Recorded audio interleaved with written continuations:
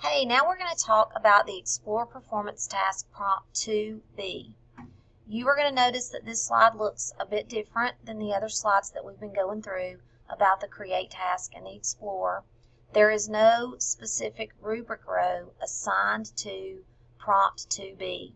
Prompt 2B states that you are here to describe your development process. In other words, how did you make your computational artifact? Did you make a video? Did you make an infographic? Or did you make a podcast audio file? How did you make it? What tools did you use? Why did you do what you did? There may be multiple ways and software programs or devices that you used to put together your artifact that illustrates your innovation. That's what you want to explain here. Now, because this doesn't have a rubric row, one might think to themselves that this means that it is not scorable, therefore it is not important. I would argue that it is very important because you are trying to get across a message with your artifact, and you need to explain why you made the choices that you made so that someone who is looking at your artifact might have a better depth of understanding. I have looked at artifacts in participating in mock readings and real readings for computer science principles that made no sense to me because I wasn't familiar with the innovation.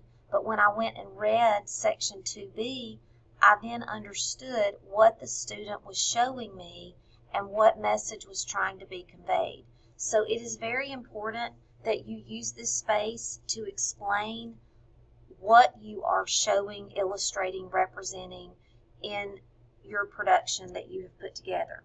I would also say that part 2B, section 2B, is a great place for you to list the sources and references that you used in making your artifact.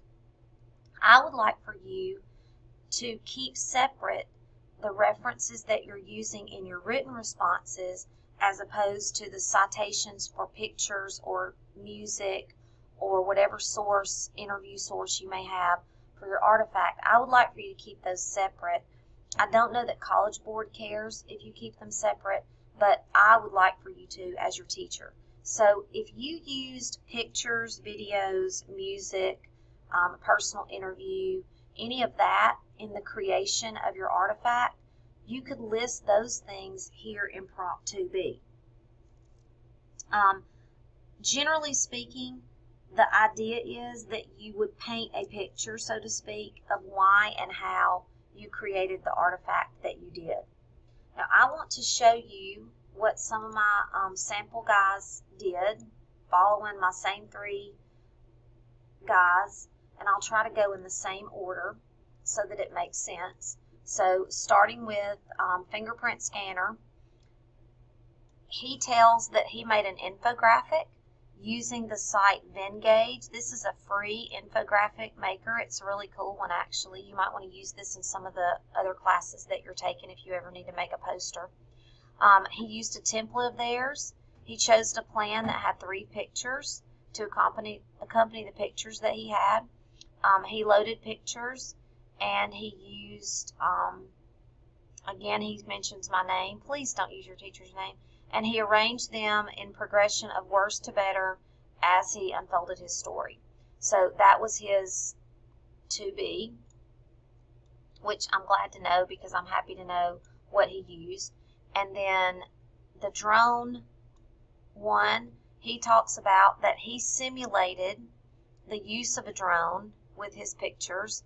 He created a series of pictures using Microsoft Paint and put them together in Movie Maker, and then he added text in Movie Maker.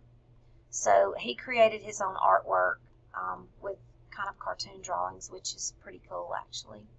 All right, and then to the Apple Watch, he created a PowerPoint showcasing features of the Apple Watch, and he saved or ran the PowerPoint through Screencast-O-Matic to create his video. So that's really all you have to do for 2B is tell the story of how and why you did what you did. 2B supports your artifact and your creative process of how you made what you made. So be sure to tell your story, include citations for the sources that you used, and I would say that that also pops up a little bit on rubric row 8. We'll get to that when we get to E, so I'll be referencing that in the 2E video, but I would tell you that it's important for you to cite your sources of your artifact creation and your written responses. That is vital. So please make sure you do a good job to do that.